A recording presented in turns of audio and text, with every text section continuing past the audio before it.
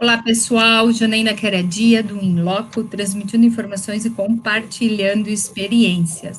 Hoje nós fizemos uma troca só de horários da coluna da Débora, né?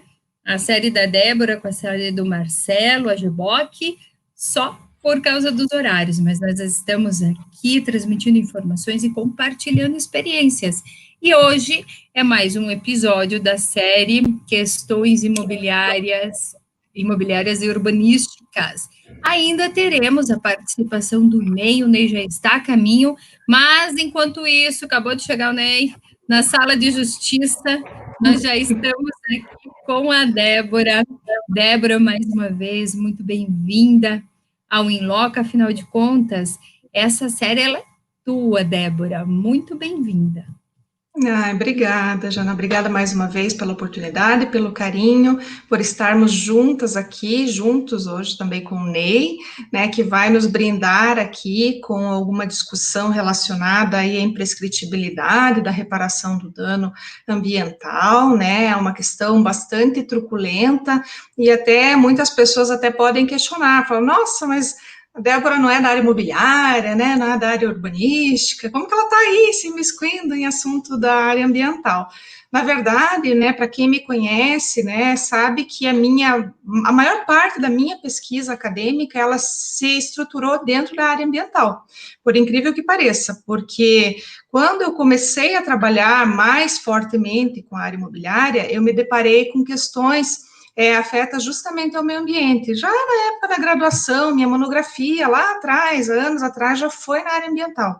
Naquele momento falei de reserva legal, até também tive a oportunidade de publicar o livro na época, que era uma temática bastante interessante, e no mestrado tive a oportunidade de elastecer um pouco a pesquisa, indo mais para essa temática mesmo, voltado ao licenciamento ambiental, justamente porque ele e está intimamente relacionado à construção civil, que é o carro-chefe do nosso escritório dentro da área imobiliária.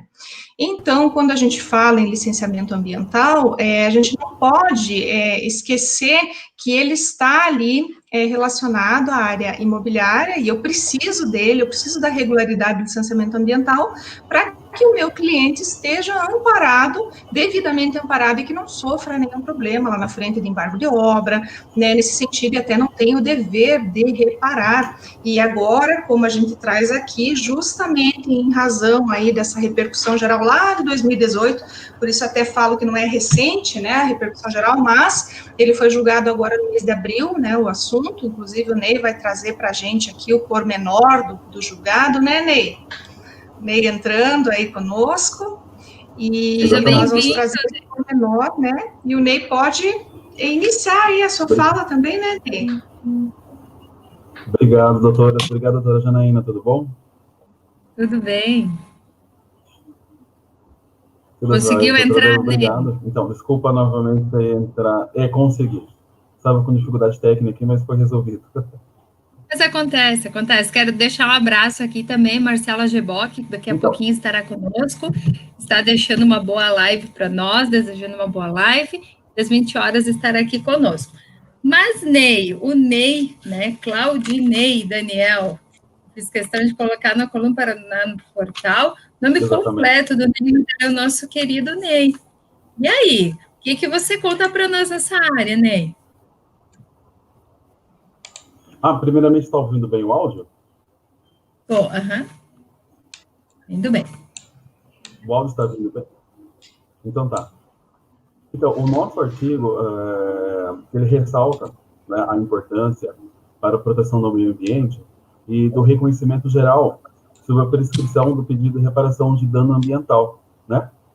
No qual o STF, através de recurso extraordinário, de número 654833, julgado em sessão virtual, né, no dia 17 de abril deste ano, ele acabou fixando que é imprescritível a prescrição da reparação civil, né, do dano ambiental, em decorrência de danos causados, que ocorreu por madeireiros, né, na década de 1980, que praticavam a exploração ilegal em terras indígenas lá no Acre. Né?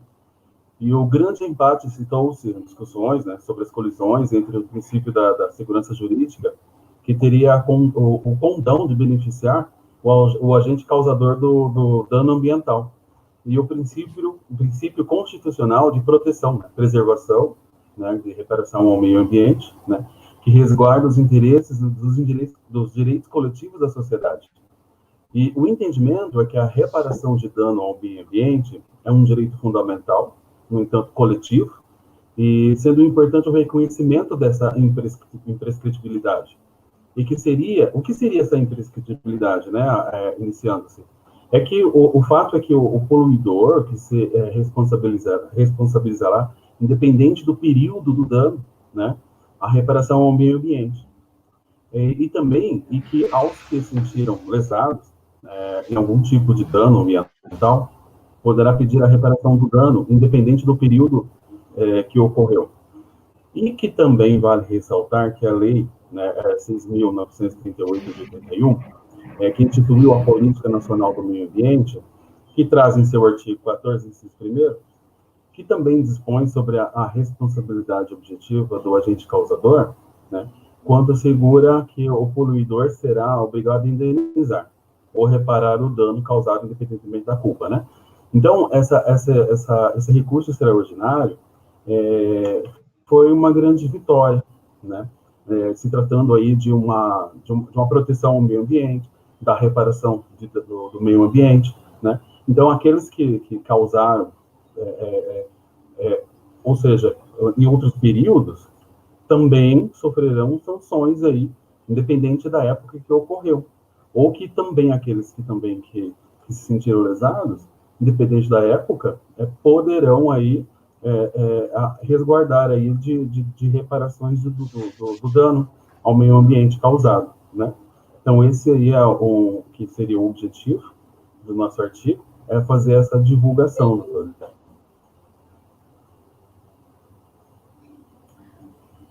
Muito bem, o tema interessante aí, né?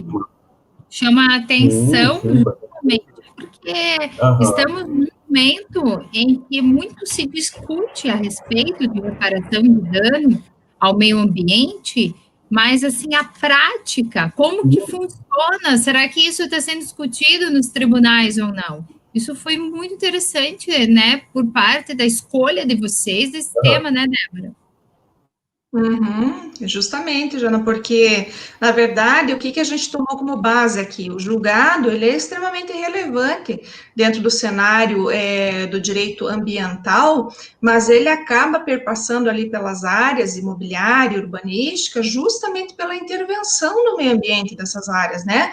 Porque, mais do que qualquer outras, estas áreas são as grandes responsáveis pela mudança, né, seja ela positiva ou então negativa, claro, em todos os aspectos a gente meio que encontra as duas, porque ainda que eu possa ver uma mudança positiva, trazer ali um desenvolvimento para aquele entorno, né, para aquela localidade, eu sempre vou ter um impacto, mas esse impacto, ele deve ser mensurado, e por isso que quando a gente fala em mensuração, e entra nessa questão propriamente do julgado, de suma importância entrar nesses critérios, né, nessas situações que envolvem a construção civil, porque nem sempre a licença ambiental, ela está lastreada, de fato, em documentos idôneos, né? Nós aqui, corriqueiramente, nos deparamos com situações, seja de nossos clientes, enfim, seja em outros casos que também nós temos por objeto de estudo aqui, verificar que as licenças são cassadas, seja em razão aí de ações civis públicas, né, enfim, existem ou ocorrem, né, no curso desse processo, normalmente em sede liminar a cassação, a suspensão de licenças, e justamente porque houve um dano causado ao meio ambiente. Então, quando você fala em dano, veio muito a calhar agora esse julgado, porque se eu falo de imprescritibilidade do dano ambiental, e aqui eu falo especificamente do dano ao meio ambiente, porque nós temos que ter em mente que o dano aqui, ele vai se subdividir. Eu tenho um dano à coletividade, né, porque quando eu falo de dano, eu posso falar de dano socioambiental, que é aquele dano que vai se estender ali ao meio ambiente e à coletividade, né, todo o meio ambiente envolvido, porque hoje o ser humano é parte desse meio ambiente, mas especificamente quando eu falo da imprescritibilidade, que é objeto aqui desse recurso, desta decisão, é aquela do meio ambiente mesmo, aquela lesão ao meio ambiente. Quando eu falo individual, não posso confundir, né, porque daí eu tenho os prazos lá do direito civil, do Código Civil, que vão realmente dispor, ou melhor, regulamentar aí todas as decisões, ou, enfim, amparar a decisão que for proferida no caso concreto. Mas quando eu falo aqui, eu devo me ater à questão do dano ambiental mesmo. Então, se eu parto da premissa que eu tenho, por exemplo, né, um caso, e nós falamos muito isso, inclusive, né, Jana, no meu livro, eu falo um pouco ali da questão do compliance ambiental. Quando nós nos deparamos com situações como essas, por exemplo, em que nós temos ali um ato de corrupção que envolve tanto agente público quanto o agente que é o empresário, empreendedor, né, eu tenho ali algo que é passível de aplicação de uma multa, de uma sanção e, claro, digno de reparação futura. Porque se eu obtive uma licença, por exemplo, sob esse enfoque ou com essa, digamos assim, concessão ou de forma ilícita, eu vou ter que reparar, porque, por obviedade, se teve que ser de maneira ilícita, certamente eu fiz ou construí numa área que eu não poderia. É uma área de preservação, uma área de conservação, enfim, uma APA, ou eu estou ali, de repente, numa área de manancial, que é bastante comum. Então, se eu causo um dano ambiental, e isso é certo, e nada, por isso que eu falo, nada mais oportuno do que ser julgado agora, para que aquele empreendedor e até mesmo aquele agente licenciante lá do órgão ambiental possa tomar o devido cuidado para não incorrer em qualquer prática que possa levá-lo aí ao dever de reparar, que é agora, então, imprescritível.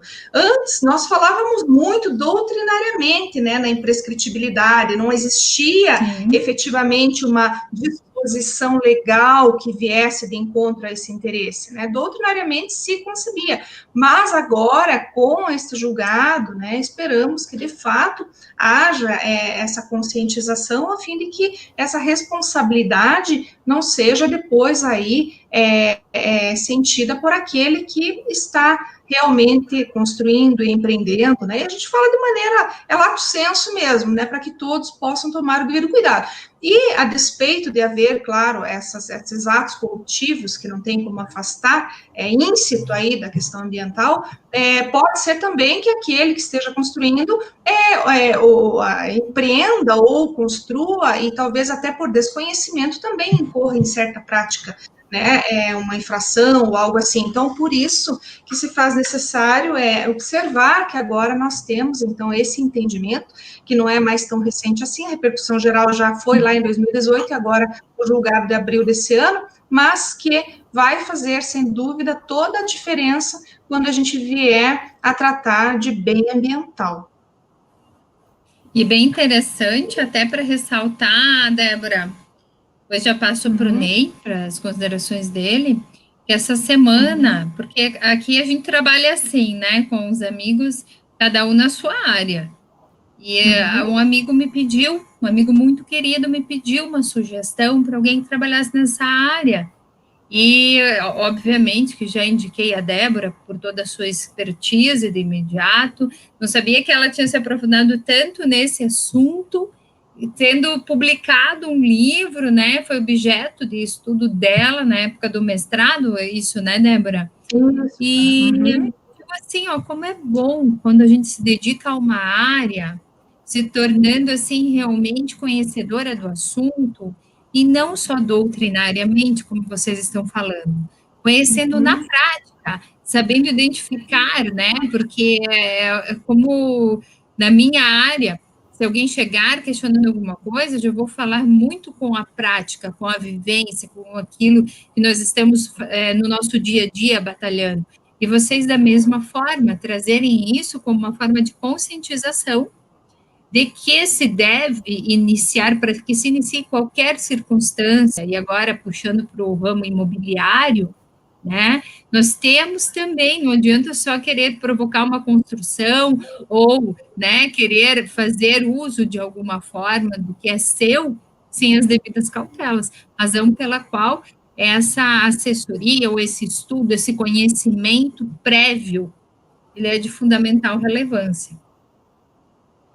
Exatamente, porque se a gente, de repente, passa batido, ou se fecha muito, né, que nem no caso, as áreas urbanística, imobiliária, ambiental, elas se conversam muito, elas têm que se conversar.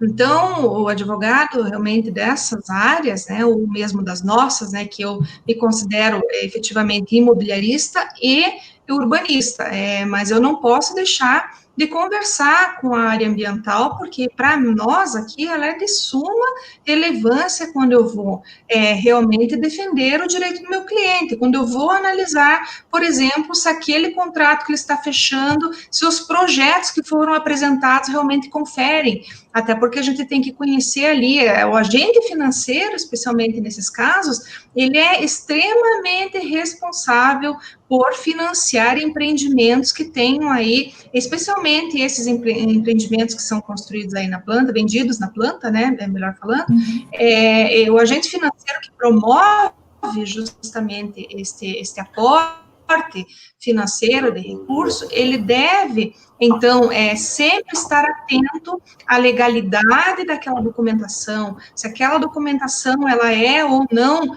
verossímil, né, se está lastreada, de fato, em elementos que possam, lá na frente, assegurar que aquela obra não vai ter nenhum tipo de problema, porque uma vez ocorrendo um problema dessa envergadura, como eu falei, a gente está aqui falando, claro, deste julgado especificamente, da imprescritibilidade, especificamente do dano ao direito ambiental, mas a gente não pode esquecer que quando fala sobre isso, existem inúmeras pessoas que também são atingidas. Se você fala, por exemplo, de um programa Minha Casa Minha Vida, no qual várias pessoas compram seu imóvel, o imóvel da sua vida, né, investindo, inclusive, o seu fundo de garantia por tempo de serviço naquele empreendimento, muitas vezes aquelas pessoas vão ser tolhidas de serem metidas na posse porque aquela obra foi embargada.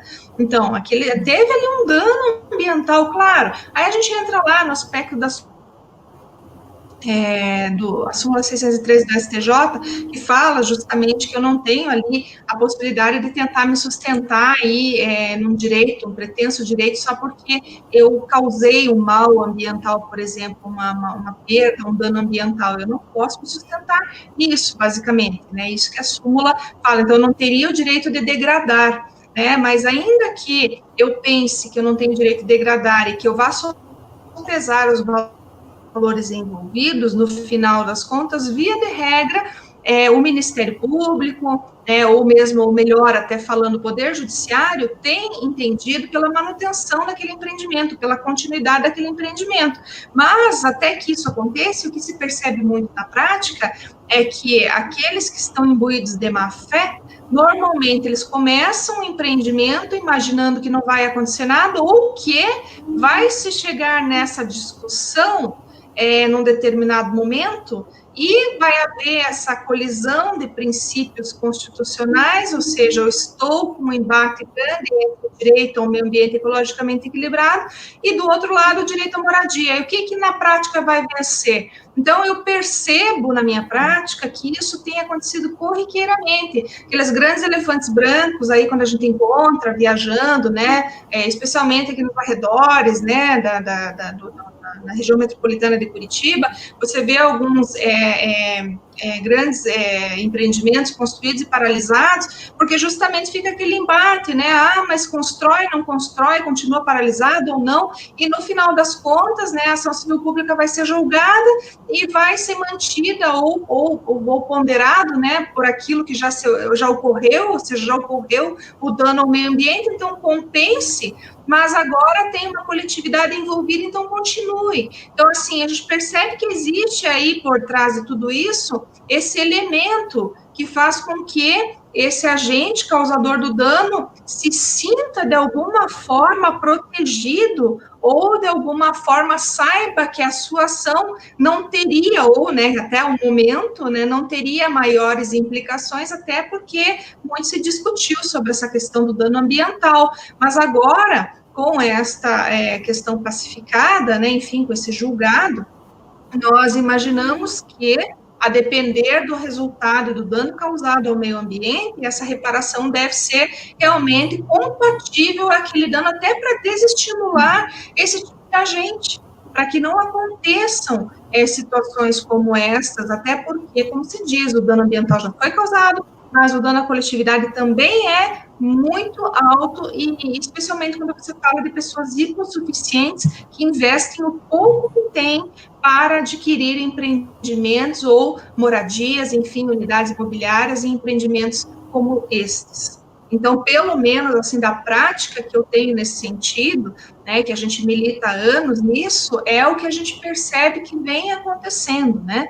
Então, com este julgado, espero eu que nós possamos implementar e virar uma chave, né, dentro dessa conscientização, porque nós temos, bem ou mal, uma legislação ambiental muito protetiva, uma das mais ricas do mundo, inclusive.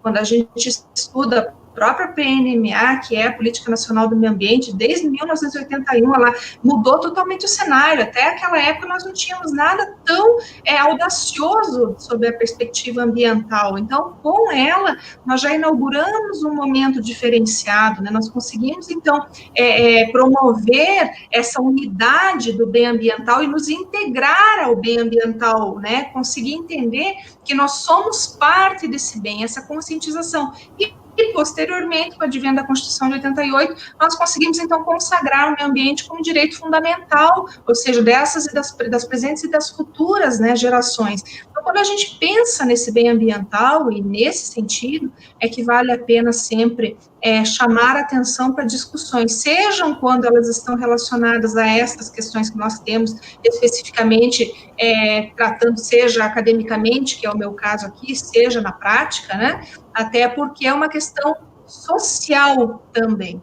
Então, vale a pena a gente se debruçar sobre questões como estas.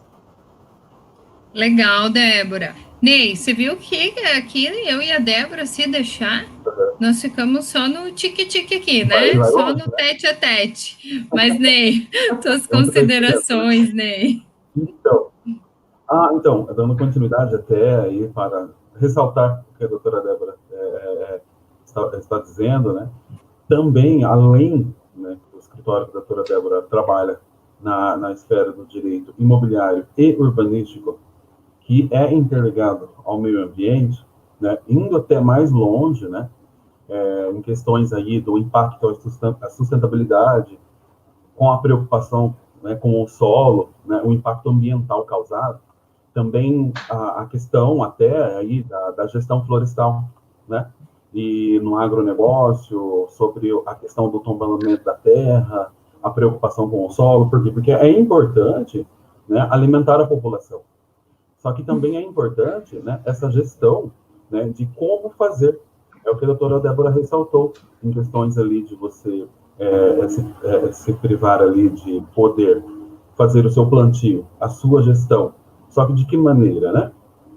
Então, tem essa preocupação também, né, no escritório, da gestão, né, na agricultura, na gestão do agronegócio, na gestão da florestal, para que esse impacto no solo, porque isso vai refletir ali, né, nos agrotóxicos utilizados, né, enfim, e nas sementes utilizadas, né, que pode impactar aí tanto no solo quanto na água ou no ar. Então, há também essa preocupação, por isso da importância que nós achamos aí de fazer esse artigo, ressaltando aí também essa questão aí. Opa, acho que deu uma falhadinha na Débora e no Ney. Nós vamos voltar dentro em breve, porque acontece, né? Tecnologia tem dessas coisas, estamos falando sobre responsabilidade quanto ao dano ambiental, com 2 profissionais da área de suma relevância, doutora Débora de Castro da Rocha, o Ney Daniel, que também tem se dedicado muito a essa área, muito a esse estudo em específico, mas às vezes algumas intercorrências aí da internet acabam acontecendo, mas hoje já voltaram, já estava dando um feedback aqui, está voltando, isso mesmo. Tá? Já voltamos aí, eu acho. Então, concluindo, né, toda essa preocupação, né, que é a importância aí da preservação, a importância em termos da consciência da preservação, né, os produtos e resíduos que se descartam, né, no meio ambiente, não só a importância do Estado em que faça com que a população compreenda, ensine a população, também a população tem que ter essa consciência do lixo que se descarta, porque da mesma maneira que a gente retira da natureza, é importante, né, essa evolução, né, humana, de devolver da mesma forma que você está retirando, ou ter a prisma de chegar perto daquilo que você está retirando, como ocorre em outros países, né, nos países mais aí, que tem esse entendimento, que é mais desenvolvido nesse sentido do meio ambiente, a importância de extrair e devolver, né. O nosso país tem tudo para ter essa ideologia também, né? Então, a conscientização do povo, não só a informação do poder público, do Estado, né? Mas cada um poder fazer aquilo que é justo a si mesmo, porque a natureza ela está aí para ser utilizada, está aí para ser até explorada, mas de uma maneira mais, vamos dizer assim, sustentável e saudável, né? Então, nós temos que ter essa preocupação. Por isso que nós escolhemos esse artigo, para que possamos ter essa ideologia de transmitir, né, essas informações para toda a população também, né, e essa importância dessa gestão, né, tanto aí no âmbito florestal, né, no âmbito da agricultura também, e também no urbanismo e imobiliário.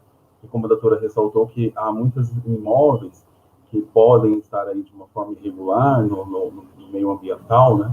As pessoas têm que ter essa importância dessa regularização. Porque é legal quando a gente tenta fazer o melhor, né? E tenta fazer com que as coisas fiquem corretas, né? Do que de uma coisa que, de repente, não vai ficar legal e aí você sabe que os gastos serão maiores, aí tem as sanções, né? E sem falar aí que a consciência de cada um, né? Eu acho que é muito mais importante isso também.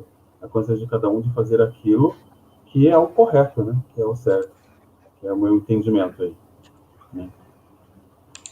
Muito bem, muito legal. Vocês me deixaram temporariamente sozinha, eu fui tocando barco, né? Fui pegando os ensinos de vocês ali. Mas veja só, até a fala que vocês estão nos apresentando hoje, ela é de suma relevância, porque hoje nós estamos vivendo num momento de conscientização, né, de absorver ao máximo, sim, o que a gente pode na natureza, mas entender que todo esse recurso ele é finito, que nós temos que colaborar, que nós temos que fazer a nossa parte. Aos domingos, nós temos conversado com a doutora Alessandra Galli. Ela é uma amiga muito querida, né? Ela é realmente assim dedicada a essa área de sustentabilidade socioambiental. Então, ela traz na nossa série Fala Lê, que é de responsabilidade dela, dicas socioambientais. E nós estávamos falando ontem exatamente disso que vocês trouxeram, né? Ela trouxe dicas de como utilizar latas, o alumínio, que pode, que não pode, o lacre, várias circunstâncias diferenciadas. E veja, é exatamente o que vocês estão falando. De repente começa daquela latinha, daquele lacre, da minha conscientização, até chegar ao momento de construir algo, né? De buscar uma licença ambiental para algo. Então, assim, essa conscientização ela tem que partir de casa para que ela possa refletir na sociedade, né, Débora e Ney? Exatamente. Porque até a doutora falou, né, simplesmente de utilização aí de um utensílio, de uma latinha, né, a importância até de você poder não só apenas jogar, mas também ter a consciência de não jogar poluindo, ou seja, tentar tirar o menos resíduo possível daquele item que você vai descartar, né. Ou seja, dá uma lavada no frasco que irá descartar, por quê? Porque assim não vai contaminar, né? Então você consegue fazer aí esse entendimento, né, e fazendo com que a natureza receba de uma forma mais degradável. E que também, ao ser reutilizada, ela não estará contaminada dessa forma, né? Então é legal, é importante na verdade, essa live, né, mostrando como que você pode fazer, porque já que todo mundo está em casa mesmo nesses momentos de pandemia, né, vamos aí evoluindo, aprendendo coisas novas, né? E é isso aí, doutora Janaína. É importante Deixa isso. eu perguntar mais uma coisa para vocês. Como tem sido aplicada essa responsabilidade na prática por esse dano, né, que possa ser praticado? O Ney pode até falar com propriedade, porque ele estudou, acho que o julgado ali, né, Ney? Especificamente. Isso. Então, como é recentemente, né? E o que, infelizmente, o que vai ocorrer aí são as devidas sanções aí judiciais, baseando-se agora, né, nesse recurso extraordinário, e que poderá aí outros tanto empresários, ou até, de repente, como pessoas físicas, né, por exemplo, que poderão sofrer aí umas sanções, né, ou denúncias. Por isso a importância dessa observação. Se estou regular ou não. Se estou fazendo adequadamente ou não, né? Porque não existe mais a prescrição, né? Agora, em qualquer época, que pode haver essa denúncia. Então, é importante, né, que as pessoas se atentem, busquem, né, essa gestão, tanto no seu negócio, ou então no seu empreendimento, ou na sua residência.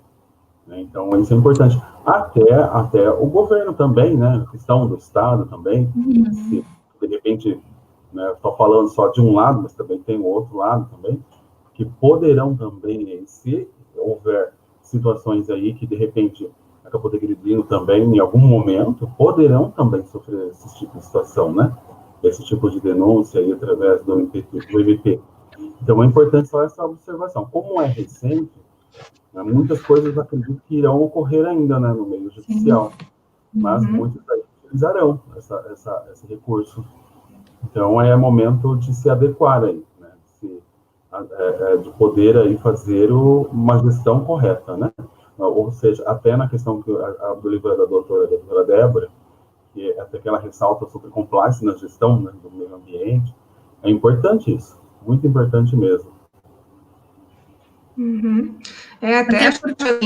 Até em sentido assim, em relação a valores, acho que vale a pena também a gente trazer aqui, só para você ter uma ideia, né? Lá, quando houve a condenação, né, neste caso especificamente que ensejou agora, digamos, esse reconhecimento, né, da imprescritibilidade, enfim, nesse julgado foi, na época, 3 milhões só de danos morais e 6 milhões para custear a recomposição ambiental. Exato. E isso mais ainda 1,5 milhão de danos materiais, ou seja, olha a dimensão que isso pode tomar, né? Isso eu estou falando lá em primeiro grau, na época que houve lá o julgamento, né? Quando foi reconhecido, e logo depois foi reconhecida a repercussão geral, mas quando houve o julgamento da ação civil pública, então o valor pode ser e ficar bastante considerável nesse aspecto. Nossa, há de se pensar, porque são algumas esferas de responsabilidades, administrativas, civis e até mesmo a criminal. Exatamente. Porque uma não dispensa a outra. Exatamente. Exatamente. Então, até a questão aí do avanço na mata ciliar, né? Como acontece em muitas fazendas, né? Essa preocupação agora para quem tem essa situação atípica, né? Que é muito preocupante, porque você precisa, além de avançar na mata ciliar, você tem que reflorestar essa parte, né? E que não é da noite para o dia. Então, é interessante, sim, que para quem são proprietários aí dessas fazendas, por exemplo, né, que é necessário também ter, né, porque o pastoreio do gado, então, também essa gestão, dessa preocupação, né, então, poderão aí sofrer essas sanções. Então, é necessário que se adequem, né? Exatamente. Muito bom, mais uma reflexão. Uhum. Pode falar, Débora. Eu acho que assim, é um grande repensamento. É claro que o Brasil, né? Na verdade, não é tão novo assim, né? Como a gente diz, já é ventilado, já vem sendo ventilado doutrinariamente, mas agora, com essa chancela judicial, a gente consegue ter uma perspectiva muito mais efetiva em relação. Claro, existem outros aspectos aí que a gente pode ingressar, né, até em outras conversas, né, porque, como eu digo, eu sou uma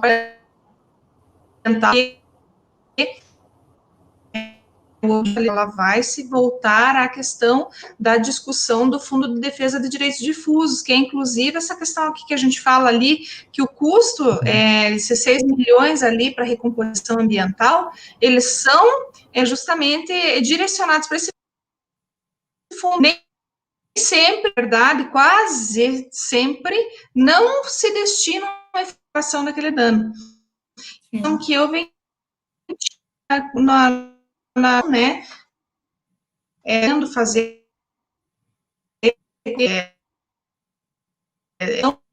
e uma reestruturação, sabe? Objeto agora importante é uma pesquisadora interessante a gente ventilar, ainda que nós estejamos avançando, né, e essa decisão que e vai servir agora como parâmetro para as decisões das instâncias inferiores, mas é um começo, né, de um repensar para outras searas também, que são de grande importância dentro do direito ambiental, que para mim é de defesa de direitos difusos, porque muitas vezes o dano existe a condenação, existe dinheiro efetivo para reparar, ele vai para museu, ele vai para outro lugar que não necessariamente aquele onde foi causado o dano. Então, é uma questão também bastante importante e que merece também uma discussão aí num outro momento, que é bastante legal. Também isso vai ser objeto ainda lá na frente de alguma discussão maior aí, talvez de uma tese mesmo, enfim, se eu não mudar, né, no meio do caminho. Não, vamos começar o doutorado logo, né, Débora? Se não mudar, né, a gente continua no caminho. Muito bem. Ney, quer falar mais alguma consideração? Passar mais alguma consideração?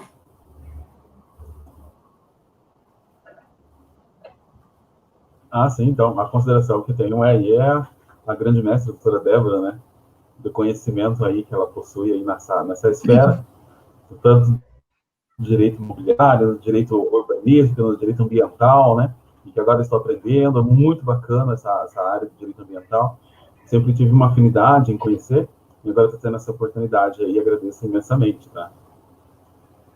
Imagina, Ney. E agradeço também, doutora, pelo convite dessa live, né, e também que essa transmissão chegue aí ao maior número possível, porque as pessoas elas possam ter a consciência daquilo que se está utilizando, né, no dia a dia, né, e ter essa gestão, essa importância dessa regularização, né, através aí desse recurso extraordinário novo, aí, né, que foi julgado agora em abril. Eu quero agradecer mais uma vez a participação de vocês aqui no In Loco, né, a Débora sempre trazendo reflexões muito importantes, e veja como o mundo do direito ele é muito rico, porque cada um dentro da sua área, dentro da sua forma de especialização, que a vida acabou lhe trazendo, mas no fim nós estamos todos interligados, né, com o mesmo fim, com o mesmo propósito, que é de buscar a proximidade de uma justiça social, né, de uma sociedade melhor para se conviver. Então, assim, essas reflexões de vocês, que já iniciam na coluna do Paraná Portal, toda segunda-feira nós temos os escritos da doutora Débora de Castro da Rocha e os seus convidados, que hoje foi a participação do Ney Daniel, que veio a contribuir aí com realmente uma escrita muito fácil de se entender, porém rica em conteúdo. Estão de parabéns, já está lá para quem não conseguiu ainda fazer a leitura, na coluna do Paraná Portal do Inloco, você encontra nas nossas redes sociais também, nós estamos mencionando para que você consiga absorver esse conhecimento.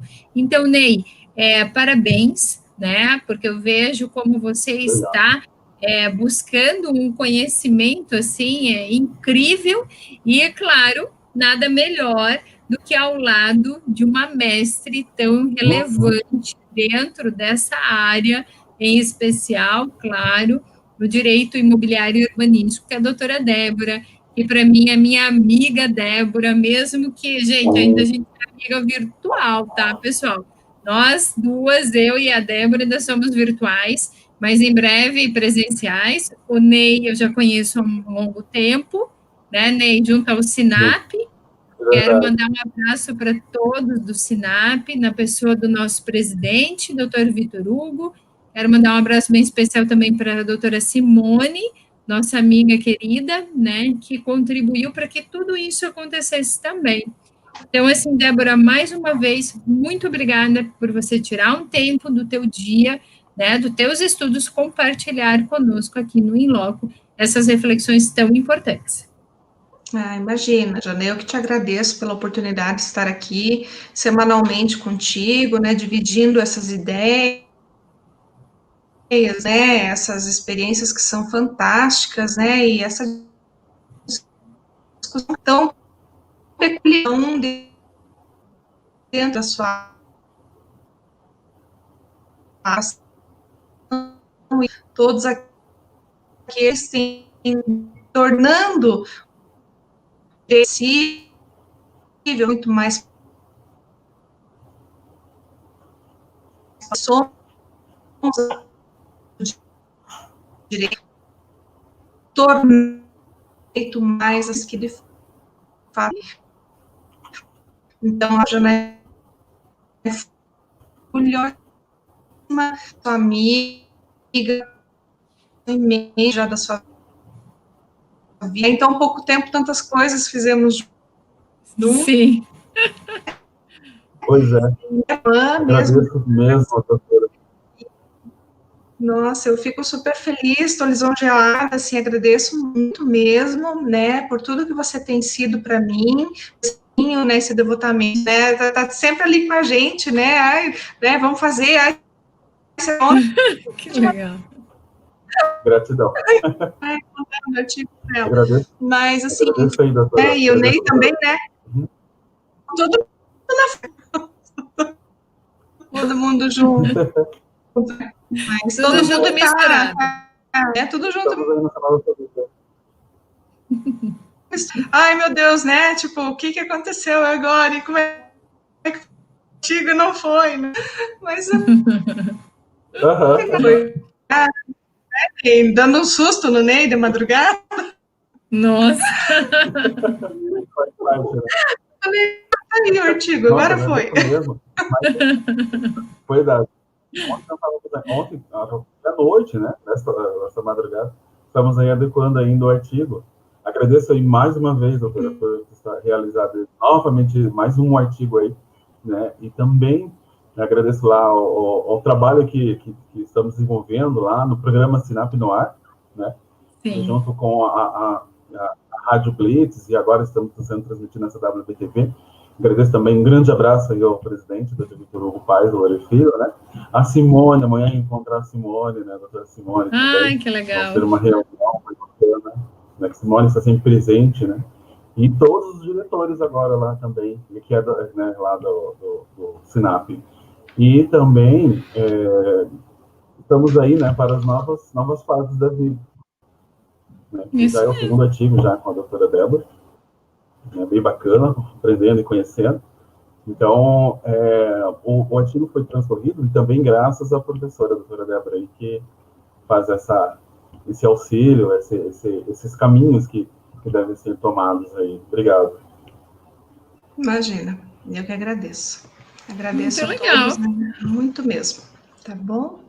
Pessoal, então, semana que vem aguardamos vocês aqui novamente com mais uma temática de suma relevância que nos leva a reflexões bem importantes, tá? E qualquer coisa, vocês sabem como me encontrar durante a semana, tá bom? Com certeza. Beijo bem grande para todos. Obrigada, beijo grande. Obrigada, Ney. Obrigada, Jana. Beijo grande. Beijo bem grande. Beijo. Até mais, pessoal. Tchau, tchau. Tchau, tchau. Tchau, tchau.